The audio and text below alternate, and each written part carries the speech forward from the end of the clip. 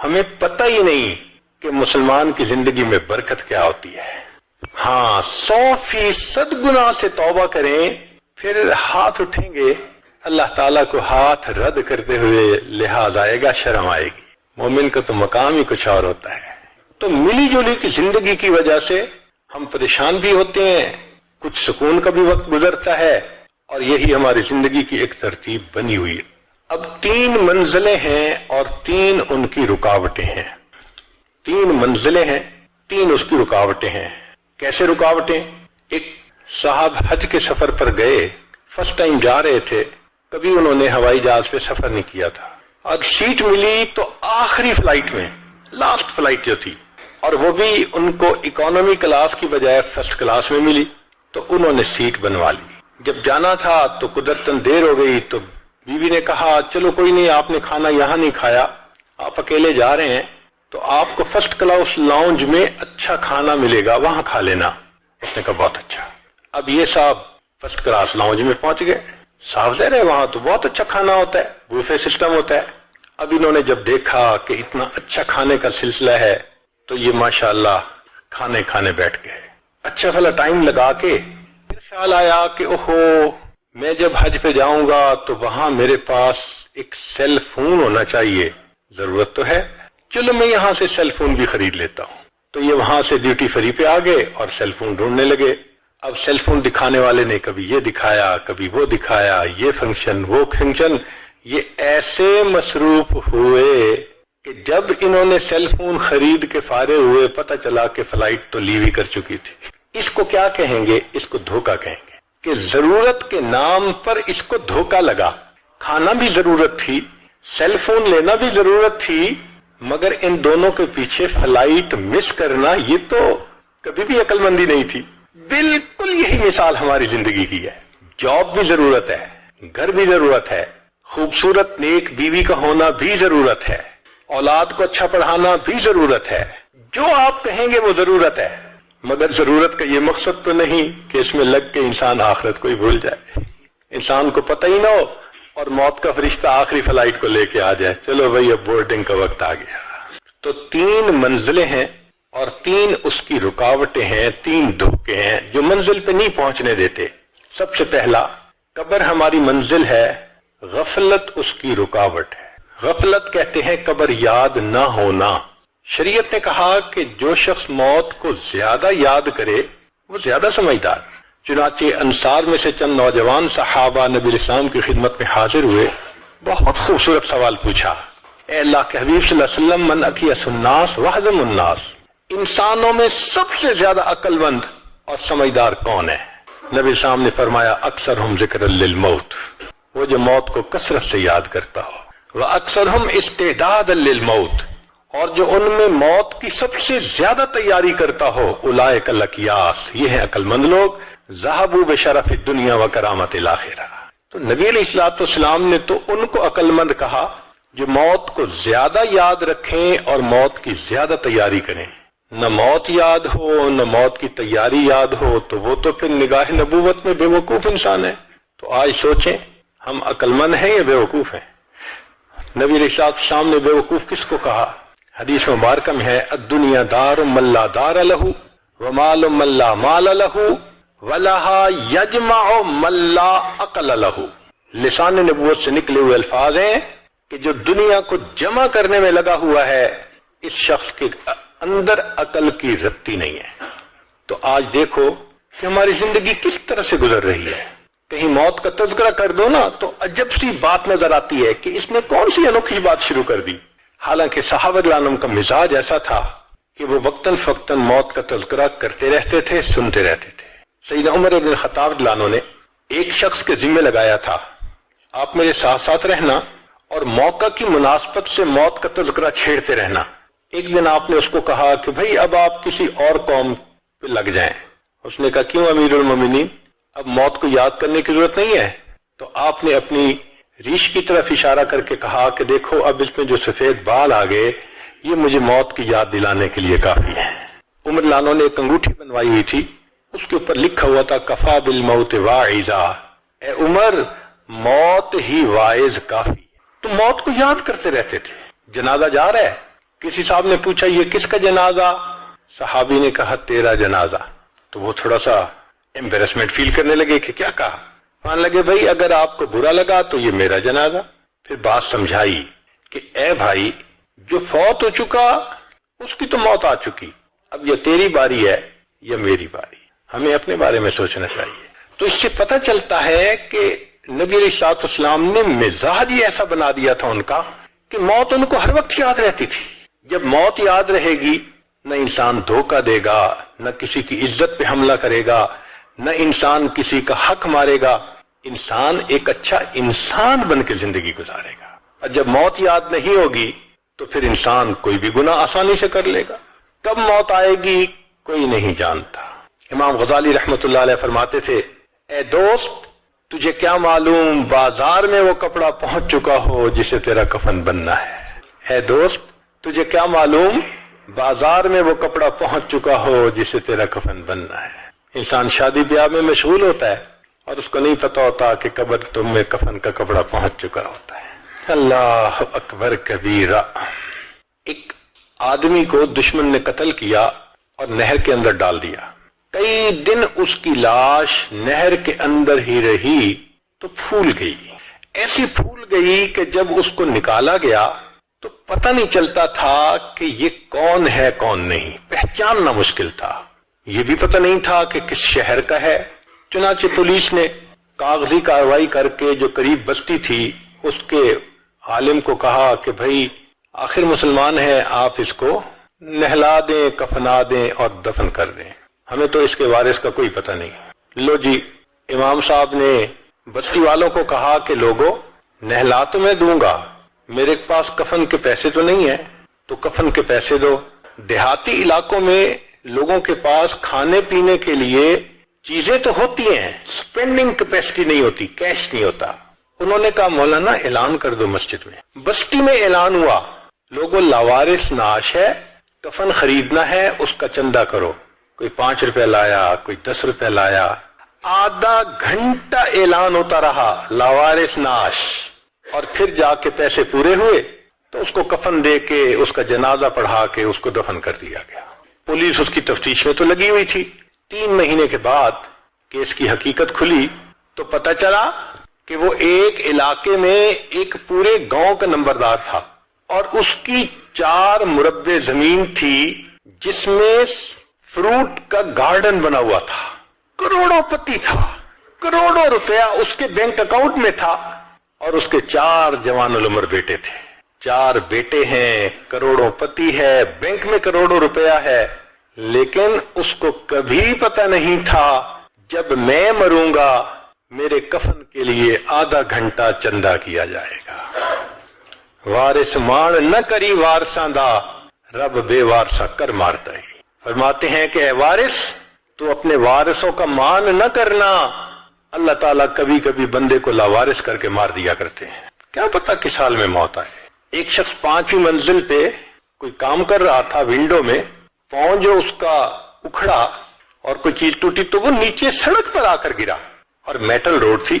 مگر اللہ کی شان، نہ ہڈی ٹوٹی، کوئی فریکچر نہیں ہوا، نہ خون نکلا. ایسے لگتا تھا کسی نے اس کو کیچ کر کے زمین کے اوپر رکھ دیا. لوگ بڑے حیران، 5ویں منزل سے گرا، کوئی انجری بھی نہیں ہے. لوگ اس کو مبارکباد دینے لگے. تیسرے چوتھے دن اس کے 2 دوست آئے اس کو ملنے کے لیے اور کہنے لگے کہ تمہیں نئی زندگی ملی ہے، ہمیں مٹھائی کھلاؤ. اس نے کہا آپ بیٹھیں، یہ میرے بالکل گھر کے سامنے جو یہ مٹھائی کی دکان ہے نا، سویٹ شاپ ہے، ابھی میں تازہ مٹھائی لے کے آتا ہوں. وہ بٹھا کے گھر کہا کہ تم چائے بناؤ. بیوی کو کہا میں ابھی تازہ مٹھائی لاتا ہوں. بیوی نے گھر کے اندر ماربل لگا ہوا تھا اور اس کو دھویا تھا، صاف کیا تھا اور وہ گیلا تھا. خاوند اپنے گھر میں ماربل کے فرش پر چلتا ہوا آ رہا ہے، پاؤں جو پھسلا، سر کے بل گرا، اس کو موت آ گئی. 5ویں منزل سے گرا، ایک قطرہ خون کا نہیں نکلا، فرش سے پھسلا، موت کا وقت آ چکا تھا. ہمیں کیا پتا کب موت آنی ہے. اس لیے نبی اسلام نے فرمایا کن فی الدنیا کأنک غریب او عابر السبیل. دنیا میں ایسے زندگی گزارو جیسے کوئی مسافر ہوتا ہے یا جیسے کوئی پردیسی ہوا کرتا ہے. جو پردیسی ہوتے ہیں نا، ان کے ذہن میں ہر وقت ہوتا ہے ہم نے واپس جانا ہے. ہم بھی یہاں پردیسی ہیں. ہر وقت یہ سوچ رہنی چاہیے کہ ایک دن ہم نے واپس اپنے وطن جنت جانا ہے، مگر غفلت آ جاتی ہے. اور غفلت بھی کیسی کہ بندے کو مرنا یاد ہی نہیں. ایک بڑے میاں تھے، 85 سال عمر تھی. ایک مرتبہ اس عاجز نے ان سے بات کی کہ اب تو ہماری ریٹائرمنٹ کی عمر ہے، مجھے بھی چاہیے کہ میں اللہ اللہ کروں، نیکی کروں، آپ بھی اللہ اللہ کریں. تو بات سن کے وہ بڑے میاں نے اپنے گھٹنے کو پکڑا، کہنے لگے پیر صاحب دعا کرو یہ گھٹنے کی درد ٹھیک ہو جائے نا، پھر میں نماز شروع کر دوں گا. جو 85 سال کی عمر میں گھٹنے کے درد ختم ہونے کا منتظر ہو کہ پھر نماز شروع کروں گا، یہ دھوکہ نہیں تو کیا ہے. عرفات کے میدان میں وقوف کا وقت ہے، لوگ دعائیں مانگتے ہیں، کئی تو لمبی مانگتے ہیں اور کئی ہم جیسے کم ہمت تھوڑی سی دعا مانگ کے تھک جاتے ہیں. تو ہم نے دیکھا ایک بڑے میاں 2 نوجوانوں کے ساتھ ہنسی مذاق کی باتیں کر رہے تھے. تو حیرت ہوئی، اللہ وقوف کا وقت ہے اور اس وقت میں بڑے میاں ہنسی مذاق کی باتیں. تو میرا دل چاہا کہ میں ان کو تھوڑا یاد دہانی کرواؤں، اور جب سنا تو ماشاءاللہ وہ نوجوانوں سے شادی کی باتیں کر رہے تھے، ٹاپک بھی یہ اور وقوف عرفات کا وقت. تو میں نے پوچھا بڑے میاں کیا حال ہے؟ کہنے لگے جو گزر جائے واہ واہ ہے، جو گزر جائے واہ واہ ہے. حالانکہ جو گزر رہی تھی وہ تو آہ آہ تھی. تو پوچھا آپ کی عمر کتنی ہوگی؟ کہتے ہیں ویسے تو 72 سال عمر ہو گئی لیکن دل میرا 27 سے اوپر نہیں گیا. میدان عرفات میں وقوف عرفہ کے وقت اگر 72 سال کی عمر کا بندہ یہ جواب دے کہ عمر تو میری 72 سال ہو گئی، دل 27 سے اوپر نہیں گیا، یہ دھوکہ نہیں تو پھر کیا ہے؟ تو قبر ہماری منزل ہے مگر غفلت اس کا دھوکہ ہے، اس کی رکاوٹ ہے. نتیجہ کیا ہوتا ہے کہ ہم ہر کام اپنا ٹھیک کرنے کے عادی ہوتے ہیں، دفتر کا کام، بزنس کا کام، گھر کا کام. اگر کوئی رہ جاتا ہے تو وہ آخرت کا کام رہ جاتا ہے. نماز قضا ہو گئی، فجر میں آنکھ نہیں کھلتی، ذرا دیر سے سوتے ہیں، آج دعوت پہ چلے گئے اس لیے فجر نہیں ہو سکی. ان چیزوں میں لگ کے فجر نماز قضا ہو جانا یہ تو بہت بڑی الارمنگ کنڈیشن ہے. تو 3 منزلوں کی 3 رکاوٹیں. پہلی منزل قبر اور غفلت اس کی رکاوٹ ہے. دوسرا آخرت ہماری منزل ہے، دنیا اس کی رکاوٹ ہے. وہ کیسے کہ دنیا کی ضرورتیں اتنی اہم بن جاتی ہیں کہ ہم ان کو پریورٹی دینا شروع کر دیتے ہیں اور آخرت بیک پہ چلی جاتی ہے. نتیجہ کیا نکلتا ہے کہ یہ دنیا ہمارے لیے دھوکہ بن جاتی ہے. نبی اسلام نے فرمایا الدنیا سحارتن، دنیا جادوگرنی ہے. جادوگر کا جادو ہو جاتا ہے نا تو بندے کو سمجھ نہیں لگتی کیا ہو رہا ہے. ایسے دنیا کا بھی جادو ہو جاتا ہے، بندہ دنیا سمیٹنے میں لگا ہوتا ہے، نہ اسے آخرت کی فکر نہ آخرت کی پرواہ. بس مولانا کیا ہے، مجھے تو مرنے کی بھی فرصت نہیں. حیرت کی بات ہے، کیسے مرنے کی فرصت نہیں؟ جب موت آئے گی تو پھر کیا آپ اس کو نہ کر سکیں گے؟ کہتے ہیں ایک شخص نے بڑا عالیشان محل بنوایا، پھر اس نے دوستوں کی دعوت رکھی اور پھر اس میں ایک تخت بنوایا کہ دعوت کے بعد یہاں بیٹھیں گے اور میں ایکسپلین کروں گا لوگوں کو اس کا ڈیزائن کیسے تھا، اس کا آرکیٹیکٹ نے کیسے کام کیا، میں نے ماربل کہاں سے لیا، فرنیچر کہاں سے لیا، شینڈلیئر کہاں سے لیا، میں ان کو ڈیٹیلز بتاؤں گا. جب محفل عروج پر تھی اور وہ اپنی بلڈنگ کے بارے میں سب کچھ بتا رہا تھا، دروازے پہ دستک ہوئی. حضرت شیخ الحدیث رحمۃ اللہ فرماتے ہیں کہ اس کا نوکر گیا دیکھنے کے لیے تو ایک بڑے میاں کھڑے تھے. تو نوکر نے غصہ کیا، بڑے میاں آپ کو دروازہ کھٹکھٹانا نہیں آتا؟ اس نے کہا جاؤ اپنے مالک کو جا کر کہو کہ ملک الموت آئے ہیں. تو وہ حیران ہو گیا، آیا اور آ کے اس نے مالک کے قریب آ کے کان میں کہا ایک بڑے میاں باہر کھڑے ہیں اور کہتے ہیں کہ جا کے بتاؤ ملک الموت آئے ہیں. تو نام سن کے وہ حیران ہوا، کہتے یار اس کو کوئی بہانہ بناؤ، بھیج دو اس کو. جب کہا نا کہ بہانہ بنا کے بھیج دو تو دیکھا کہ وہ بوڑھا سامنے کھڑا تھا. کہنے لگا کہ جب میں آتا ہوں میں لوگوں کو بھگتاتا ہوں، مجھے کوئی نہیں بھگتا سکتا. یہ کہا اور اس کی روح کو قبض کر لی. تو یہ دھوکہ ہے نا کہ انسان اتنا دنیا میں منہمک ہو جائے کہ آخرت یاد نہ رہے، چاہے وہ بزنس ہو، چاہے وہ نوکری ہو، یا کوई और चीज हो। अच्छा, आज हम अपनी जिंदगी का जायजा लेते हैं कि हम आज कैसे जिंदगी गुजार रहे हैं। है तो ये बड़ी पर्सनल सी बात, लेकिन हम जरा देखते हैं कि आज अमूमी तौर पे हमारी जिंदगी का स्केड्यूल क्या है। हर बंदे ने कोई ना कोई रोजाना का टारगेट रखा होता है। मसलन बिजनेसमैन जाता है ना तो कह देते हैं भाई आज का सेल टारगेट इतना है, आज के दिन में हमने इतनी सेल करनी है। फैक्ट्री वाला जाता है और जाके अपने जनरल मैनेजर को बता देता है आज की प्रोडक्शन का टारगेट इतना है। तो टारगेट होता है जिसको वो अचीव करते हैं फिर तीनों शिफ्टों में हिम्मत करके। जो नौकरी पेशा होता है वो जाता है और उसका टारगेट होता है कि आज मैंने अपने टेबल पे जितनी डाक है ना सब खत्म कर देनी है, सब बैकलॉग निकाल देना है। ये टारगेट होता है उसका दिन का। औरत के घर टारगेट होता है आज मैंने ना घर की अच्छी सेटिंग कर देनी है, साफ कर देना है।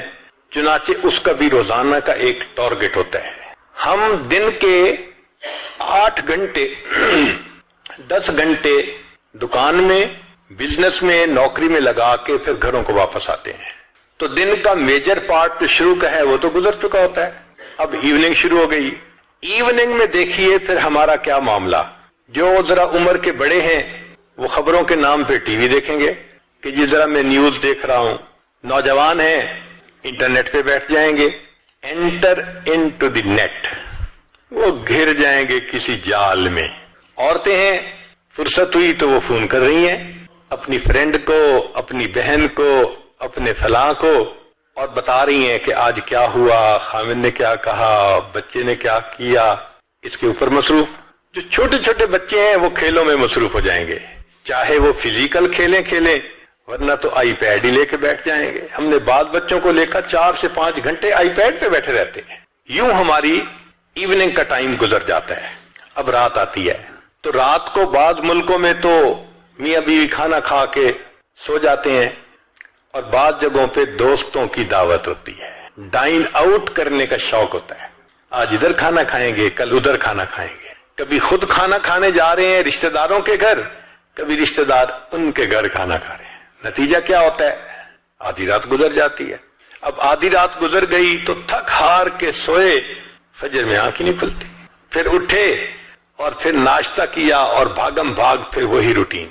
पूछने का सवाल यह है कि प्रोडक्शन टारगेट भी था, सेल टारगेट भी था, डाक निकालने का भी टारगेट था, औरत ने घर को साफ रखना ये भी टारगेट था। इन 24 घंटों में कोई हमारा इबादत का भी टारगेट था। हमने ये अहद किया था आज हम एक पारा भी पढ़ेंगे, इतना दुरूशी पढ़ेंगे, इतना इस्तिग़फ़ार करेंगे, इतना मुराक़बा करेंगे, इतनी तहज्जुद पढ़ेंगे, लंबी दुआ मांगेंगे। टारगेट ही नहीं बना हुआ था। अब बताएं कि जिस जिंदगी में इबादत का कोई टारगेट ही नहीं तो वो गफलत नहीं तो फिर और क्या है। एक बुजुर्ग फरमाया करते थे, ए दोस्त, जितना दुनिया में रहना है उतना दुनिया के लिए कोशिश कर ले, जितना आखिरत में रहना है उतना आखिरत के लिए कोशिश कर ले। भाई हमारी मेहनत प्रोपोर्शनल होनी चाहिए ना। दुनिया में तो रहना है 150 साल, आखिरत में रहना है हमेशा हमेशा, लेकिन हम दुनिया के लिए टाइम कितना स्पेंड करते हैं और आखिरत के लिए कितना करते हैं, कोई आपस में प्रोपोर्शन ही नजर नहीं आता।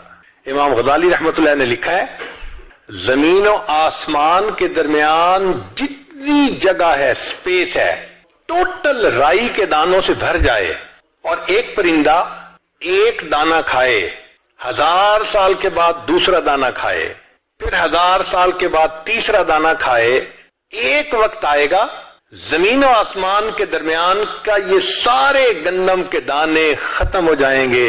आखिरत की जिंदगी कभी खत्म नहीं है। इतना हमने आखिरत में रहना है और वहां की तैयारी की फुर्सत नहीं है।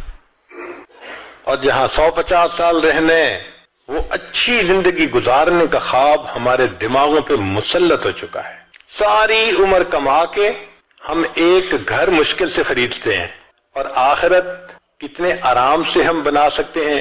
चलें आज आपसे कैलकुलेशनें करवाते हैं, थोड़ी सी इंजीनियरिंग हो जाए। आज नबी अलैहिस्सलाम ने फरमाया कि जो शख्स एक मर्तबा सुब्हान अल्लाह कहता है, अल्लाह ताला जन्नत में एक दरख्त लगा देते हैं اتنا بڑا درخت کہ عربی نسل کا گھوڑا اگر 70 سال تک دوڑتا رہے تب بھی سایہ ختم نہ ہو.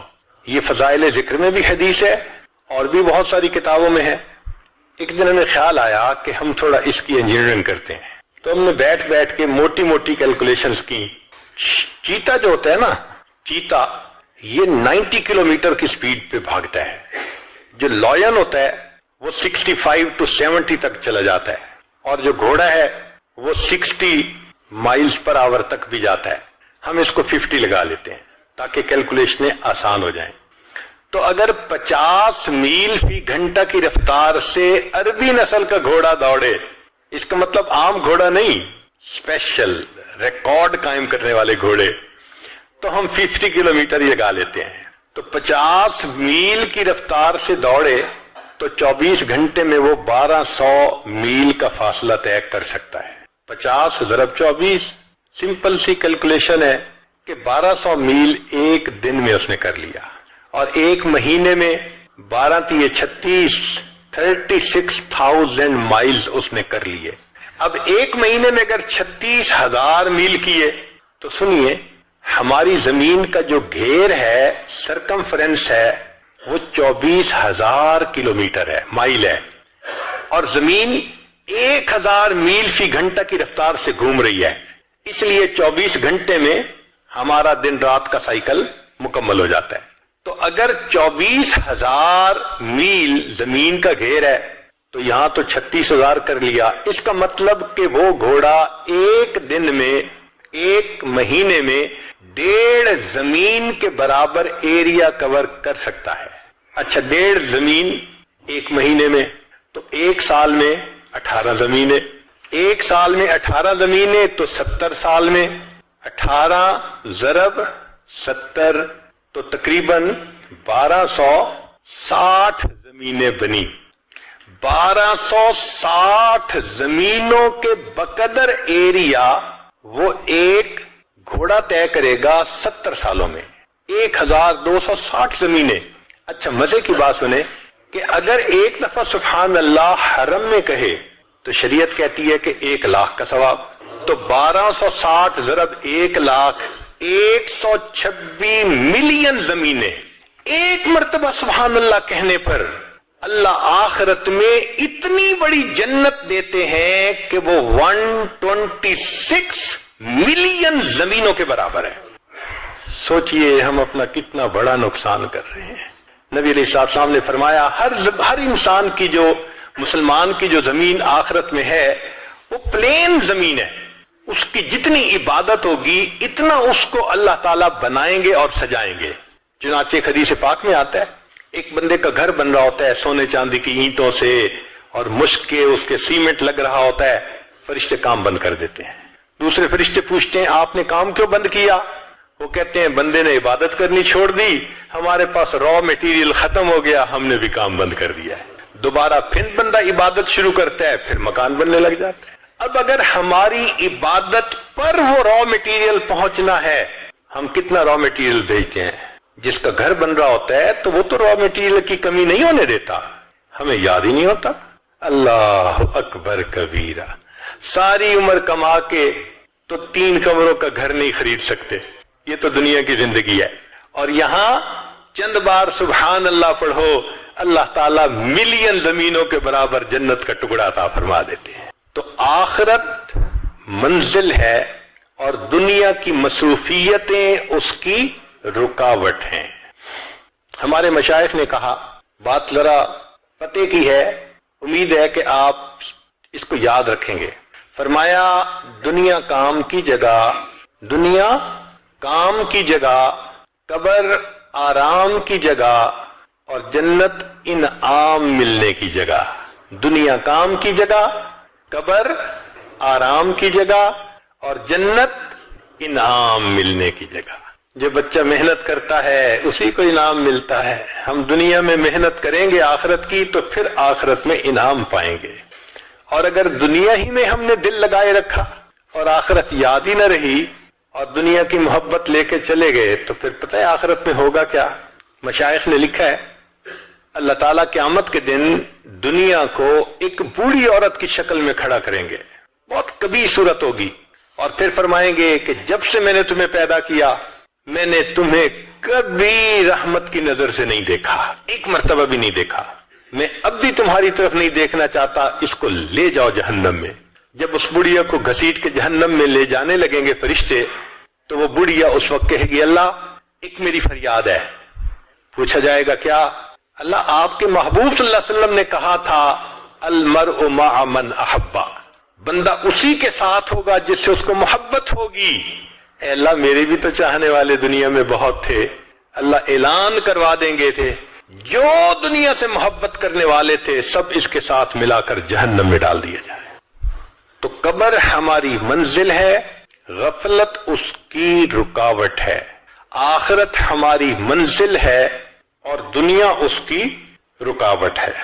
اب تیسری بات کہ اللہ رب العزت کی معرفت یا اللہ سے تعلق حاصل کرنا یہ ہماری منزل ہے اور ہمارا نفس اس کی رکاوٹ ہے۔ اللہ ہماری منزل ہے اور نفس اس کی رکاوٹ ہے۔ دو طرح کی پوجا ہوتی ہے، ایک ہے اللہ کی پوجا کہ ہر حال میں اللہ کی منشا کو پورا کرے، ایک ہے کہ نہیں اچھی لگی تو بات کر لی، اور اگر طبیعت کے خلاف ہے شریعت کا حکم تو طبیعت پہ عمل کر لیا، یہ نفس کی غلامی ہوتی ہے۔ یاد رکھیں زر پرستی، زن پرستی، شہوت پرستی، بت پرستی، نفس پرستی، یہ تمام کی تمام بت پرستی کی اقسام ہیں، خدا پرستی کوئی اور چیز ہے۔ اللہ کو پوجنا یعنی اللہ کی ہر حال میں ماننا یہ الگ چیز ہے۔ ایک بات ذہن میں رکھیے، اس دنیا میں اللہ رب العزت کے بعد جتنی نفس کی پوجا کی گئی اتنی پوجا کسی اور بت کی نہیں کی گئی۔ انسان نے سب سے زیادہ اپنے نفس کو پوجا ہے اللہ کے بعد۔ قرآن مجید میں فرمایا اَفَرَأَيْتَ مَنِ اتَّخَذَ إِلَٰهَهُ هَوَاهُ، کیا دیکھا آپ نے اسے جس نے اپنی خواہشات کو اپنا معبود بنا لیا؟ تو قرآن پاک سے ثابت ہو رہا ہے کہ انسان اپنے خواہشات کی پوجا شروع کر دیتا ہے، وہ خدا کا پجاری نہیں رہتا، وہ نفس کا پجاری ہوتا ہے۔ ہمیں فیصلہ کرنا ہے کہ ہم کس کے پجاری ہیں۔ اگر ہم بد نظری کرتے ہیں ہم حکم خدا کو چھوڑ کر نفس کی مانتے ہیں، اگر انٹرنیٹ پہ بیٹھ کے غیر عورتوں کو دیکھتے ہیں ہم اللہ کی نہیں مانتے، ہم نفس کی مانتے ہیں، اگر ہم موقع آنے پہ جھوٹ بول دیتے ہیں خدا کی نہیں مانتے، نفس کی مانتے ہیں، اگر ہم اپنے مسلمان بھائی کو دھوکہ دے دیتے ہیں ہم خدا کی نہیں مان رہے، ہم نفس کی مانتے ہیں، تو ہمارا معبود پھر خدا نہ رہا، ہمارا معبود تو نفس بن گیا۔ گو زبان سے ہم کہیں کہ اللہ ہمارا معبود ہے مگر اللہ کے دفتروں میں تو ہم نفس کے پجاری ہیں۔ دیکھنا تو یہ ہے کہ اللہ کے دفتر میں کیا لکھا گیا۔ چنانچہ عزیز بسطامی رحمۃ اللہ فرماتے ہیں کہ میں نے خواب میں اللہ تعالیٰ کا دیدار کیا تو میں نے کہا اے اللہ میں آپ تک آنا چاہتا ہوں۔ فرمایا دع نفسک وتعال، اچھا اپنے نفس کو چھوڑ دو تم میرے تک پہنچ جاؤ گے۔ تو بائزید بسطامی رحمۃ اللہ کہا کرتے تھے جنت 2 قدم ہے، جنت 2 قدم ہے۔ اپنی محفل میں فرماتے تھے جنت 2 قدم ہے۔ کسی نے کہا حضرت کیا مانا جنت 2 قدم ہے؟ فرمایا دوست پہلا قدم اپنے نفس پہ رکھ لے تیرا دوسرا قدم جنت پہنچے گا۔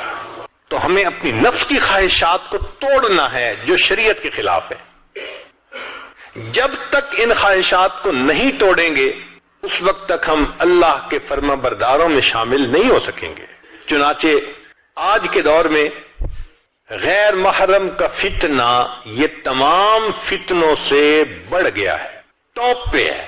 عورت کے دل میں شیطان ڈالتا ہے کہ بن سنور کے نکلو، وہ بیچاری بے پردہ بن سنور کے نکلتی ہے اپنے حسن کی زکات نکالنے کے لیے۔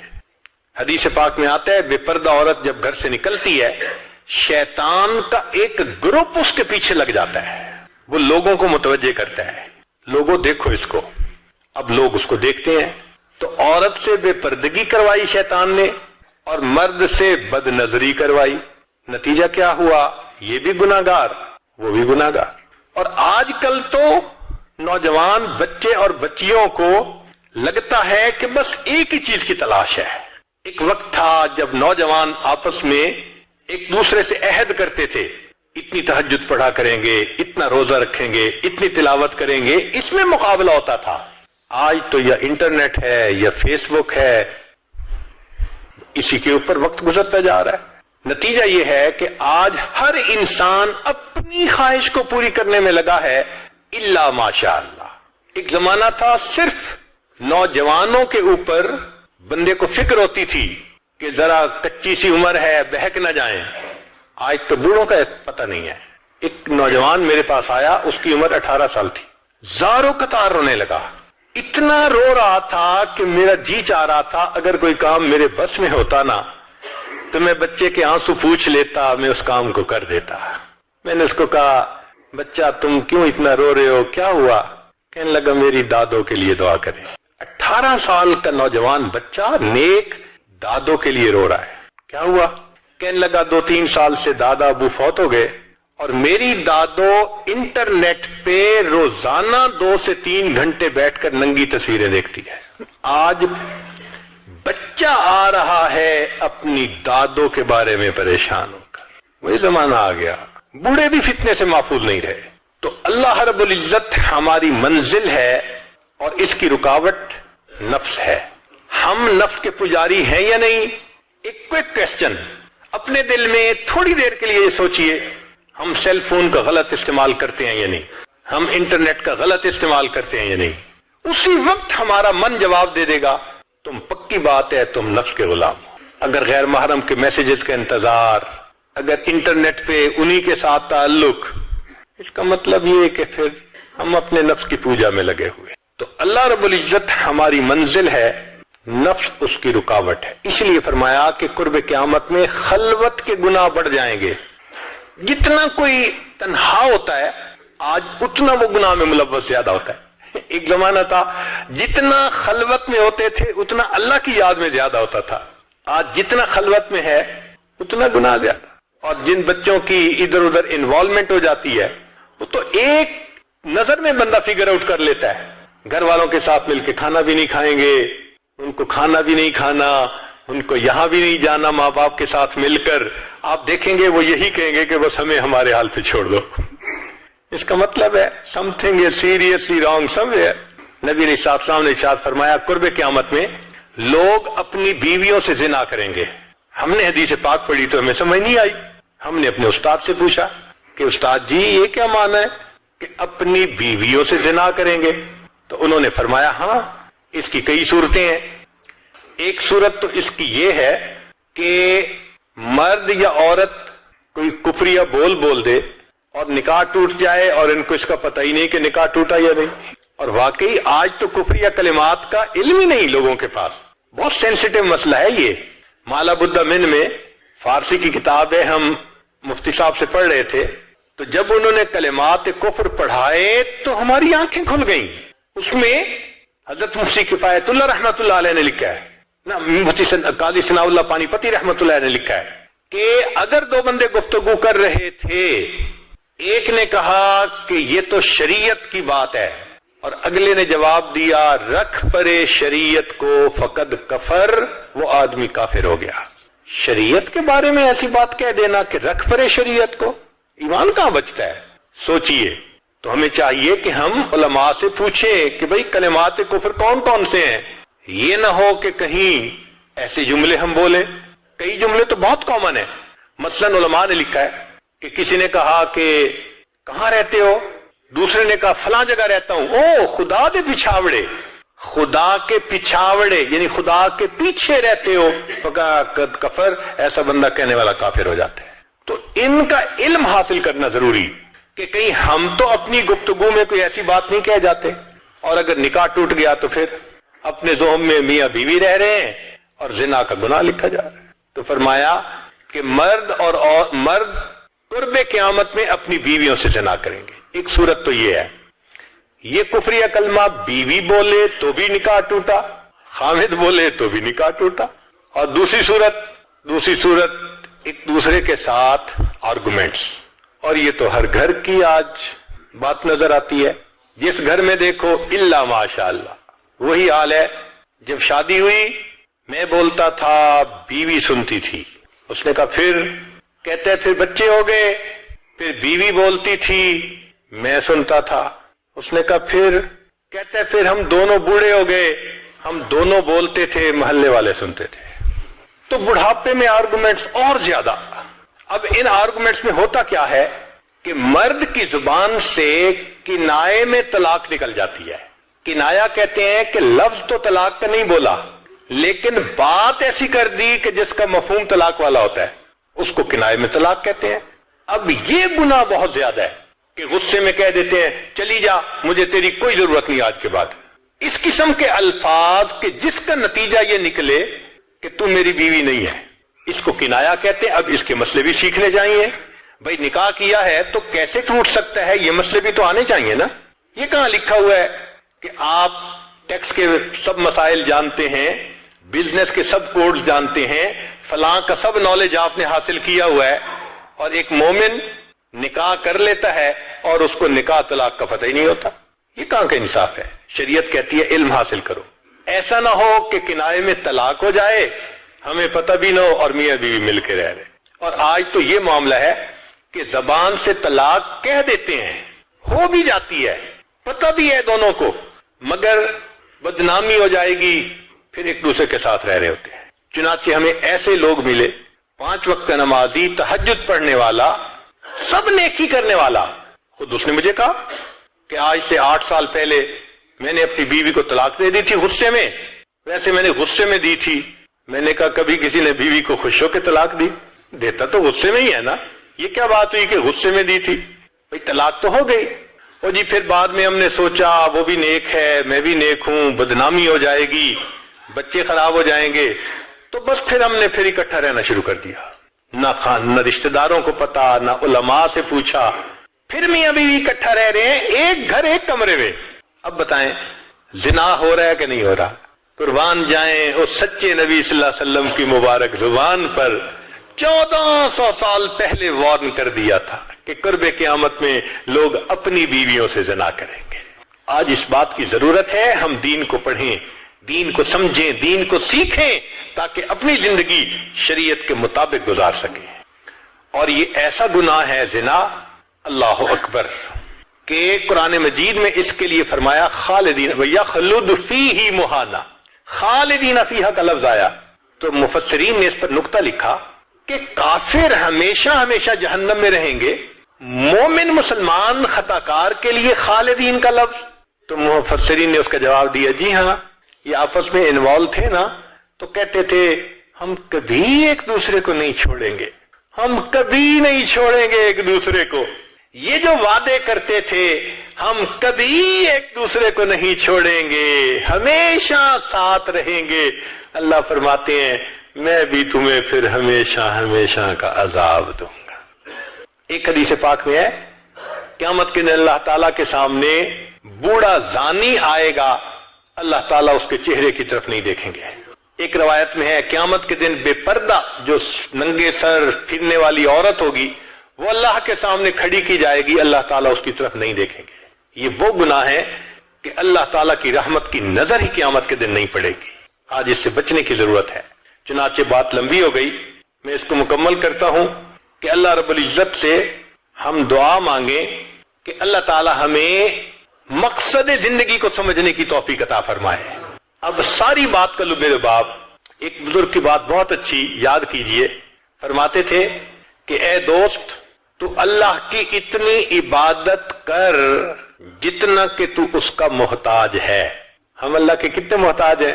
ہر کام میں محتاج ہیں. تو فرماتے تھے کہ تم اللہ کی اتنی عبادت کرو کہ جتنا تم اس کے محتاج ہو, اور دوسری بات کہی اتنا گناہ کرو جتنا عذاب سہنے کی تم میں طاقت ہے.